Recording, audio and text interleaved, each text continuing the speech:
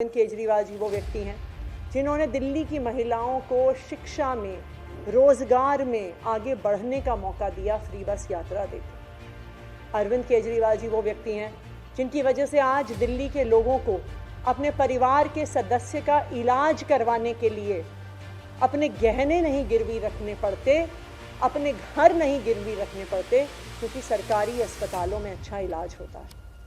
जमानत मिलना लगभग असंभव होता है और सुप्रीम कोर्ट ने ना सिर्फ उन्हें बेल दी, बल्कि बेल देते हुए केंद्र सरकार के मुंह पे तमाचा मारा और कहा कि अरविंद केजरीवाल जी की गिरफ्तारी एक दुर्भावना के तहत हुई थी।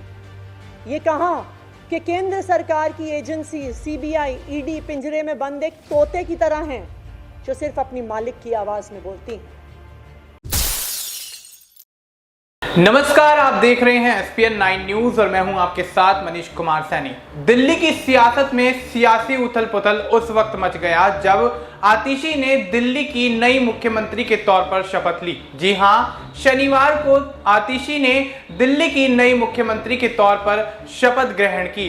इससे पहले वो दिल्ली सरकार में, अरविंद केजरीवाल की सरकार में जल मंत्री भी रह चुकी हैं। अब ऐसे में अरविंद केजरीवाल और मनीष सिसोदिया, उनके साथ साथ संजय सिंह को जिस तरह से सलाखों के पीछे शराब नीति घोटाले मामले को लेकर रखा गया, उसके बाद अरविंद केजरीवाल ने यह बयान दिया था कि जनता जब तक नहीं चाहेगी तब तक मैं, मनीष सिसोदिया और संजय सिंह सीएम पद या किसी भी बड़े पद पर नहीं बैठेंगे। तो अब ऐसे में दिल्ली की नई मुख्यमंत्री के तौर पर आतिशी का चयन किया गया और अब ऐसे में आतिशी क्या कुछ दिल्ली की मुख्यमंत्री बनने के बाद कहती हुई नजर आई और किस तरह से दिल्ली में होने वाले विधानसभा चुनाव से पहले दिल्ली सरकार की रणनीतियों पर बातचीत करती हुई नजर आई, आप देखिए जरा इस वीडियो में।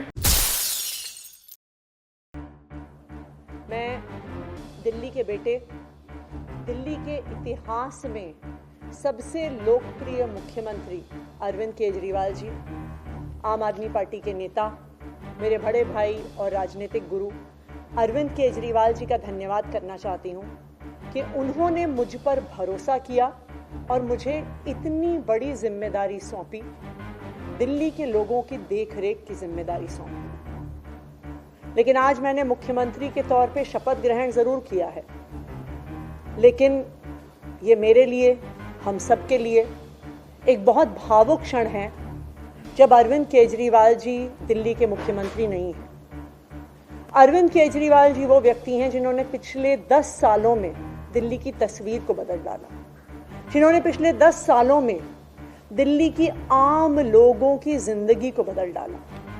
अरविंद केजरीवाल जी वो व्यक्ति हैं जिन्होंने दिल्ली में रहने वाले एक आम इंसान का, एक गरीब इंसान का दर्द समझा, उनके रोज रोज का संघर्ष समझा।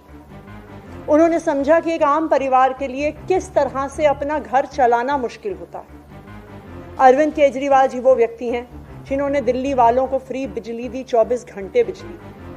अरविंद केजरीवाल जी वो व्यक्ति हैं जिन्होंने दिल्ली के सरकारी स्कूलों में पढ़ने वाले बच्चों का भविष्य बदल डाला, उनको जिंदगी में एक नया अवसर, आगे बढ़ने का अवसर दिया। अरविंद केजरीवाल जी वो व्यक्ति हैं जिन्होंने दिल्ली की महिलाओं को शिक्षा में, रोजगार में आगे बढ़ने का मौका दिया फ्री बस यात्रा देकर। अरविंद केजरीवाल जी वो व्यक्ति हैं जिनकी वजह से आज दिल्ली के लोगों को अपने परिवार के सदस्य का इलाज करवाने के लिए अपने गहने नहीं गिरवी रखने पड़ते, अपने घर नहीं गिरवी रखने पड़ते, क्योंकि सरकारी अस्पतालों में अच्छा इलाज होता है। तो जब अरविंद केजरीवाल जी दिल्ली के मुख्यमंत्री नहीं रहते तो ये हम सब के लिए एक बहुत मुश्किल और एक भावुक घड़ी। आज क्यों अरविंद केजरीवाल जी दिल्ली के मुख्यमंत्री नहीं?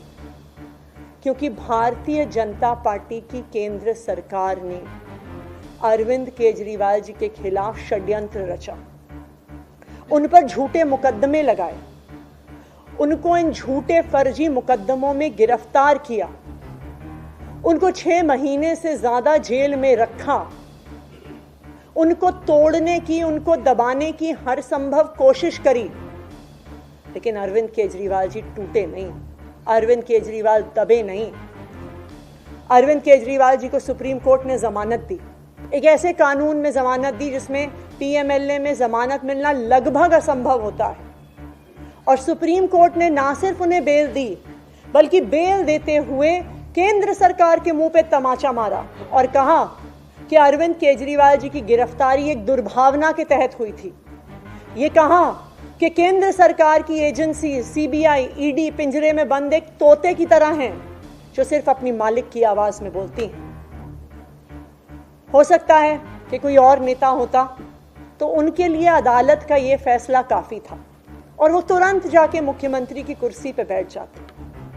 लेकिन अरविंद केजरीवाल जी ने इस देश की राजनीति में एक ईमानदारी और नैतिकता की मिसाल कायम करते हुए मुख्यमंत्री की कुर्सी से इस्तीफा दे दिया। उन्होंने कहा कि मेरे लिए सिर्फ अदालत का फैसला काफी नहीं है, मैं जनता की अदालत में जाऊंगा और जब तक दिल्ली की जनता मुझे नहीं कहती कि मैं ईमानदार हूं, तब तक मैं मुख्यमंत्री की कुर्सी पर नहीं बैठूंगा। मुझे नहीं लगता कि इस देश के इतिहास में या शायद इस दुनिया के इतिहास में ऐसा कोई नेता रहा होगा, ऐसी ईमानदारी और नैतिकता की मिसाल रही होगी जो आज अरविंद केजरीवाल ने देश और दुनिया के सामने रखी है। अब हम सभी दिल्ली वालों को मिलकर एक ही काम करना है, अरविंद केजरीवाल जी को फिर से फरवरी में होने वाले चुनाव में दिल्ली का मुख्यमंत्री बनाना है। अगर दिल्ली के लोग अरविंद केजरीवाल जी को दिल्ली का मुख्यमंत्री नहीं बनाते तो जो फ्री बिजली आज दिल्ली वालों को मिल रही है, भारतीय जनता पार्टी अपना षड्यंत्र रच के उसको खत्म कर देगी। जो सरकारी स्कूल अरविंद केजरीवाल जी ने सुधारे हैं वो फिर से बदहाल हो जाएंगे, मोहल्ला क्लिनिक बंद हो जाएंगे, अस्पतालों में इलाज बंद हो जाएगा, महिलाओं की फ्री बस यात्रा बंद हो जाएगी। तो 2 करोड़ दिल्ली वालों को मिलकर फिर से अरविंद केजरीवाल जी को दिल्ली का मुख्यमंत्री बनाना। अगले 4 महीने के लिए मेरा यही काम रहेगा कि जो दिल्ली वाले परेशान रहे पिछले 1-1.5 साल में, जब से भारतीय जनता पार्टी का षड्यंत्र शुरू हुआ, जब से भारतीय जनता पार्टी ने एक एक करके हमारे नेताओं को जेल में डालना शुरू किया, जब से भारतीय जनता पार्टी ने एक एक करके हमारे मंत्रियों को जेल में डालना शुरू किया, जब से भारतीय जनता पार्टी के एलजी साहब ने दिल्ली सरकार के काम रोकने शुरू किए, आप देखिए पिछले 2 साल में भारतीय जनता पार्टी ने दिल्ली वालों को परेशान करने में कोई कसर नहीं छोड़ी। जब से अरविंद केजरीवाल जी जेल गए, दिल्ली वाले भी परेशान हुए। भारतीय जनता पार्टी ने दिल्ली वालों के पानी के बिल हम ठीक करना चाहते थे, उन्होंने उस काम को रोक दिया। भारतीय जनता पार्टी ने जो सड़क के रिपेयर के काम है वो रोक दिए। भारतीय जनता पार्टी और उनके एलजी साहब ने अस्पताल में मिलने वाली दवाइयां रोक दी, अस्पताल में और मोहल्ला क्लिनिक में टेस्ट रोक दिए, दिल्ली से कूड़ा उठना रुक गया। लेकिन मैं आज आपको आश्वासन दे रही हूं कि अब अरविंद केजरीवाल जी जेल से बाहर आ गए हैं और उनके मार्गदर्शन में दिल्ली में कूड़ा भी उठेगा, सड़कें भी ठीक होंगी, पानी के बिल भी ठीक होंगे, दिल्ली में जो सीवर की समस्या है वो भी ठीक होगी, जो दवाइयां नहीं मिल रही हैं उसको भी हम ठीक करेंगे। मैं दिल्ली वालों को यह आश्वासन देना चाहती हूं कि अब अरविंद केजरीवाल जी जेल से बाहर हैं। तो आपने देखा कि किस तरह से आतिशी मरलेना ने नई मुख्यमंत्री के तौर पर शपथ लेने के बाद अरविंद केजरीवाल की जमकर तारीफ की और साथ ही उनकी कैबिनेट को लेकर कई अहम बातें बताई। और जिस तरह से कल उन्होंने शपथ ली उसके बाद से कहीं ना कहीं तमाम विपक्षी पार्टियों में सियासी हलचल मचती हुई देखी जा रही है। अब ऐसे में देखना यह भी दिलचस्प होगा कि आगामी विधानसभा चुनाव से पहले आतिशी दिल्ली की व्यवस्था को सही रूप से चलाने के लिए, सुचारू रूप से चलाने के लिए किस तरह से बड़े फैसले लेती हुई नजर आती हैं।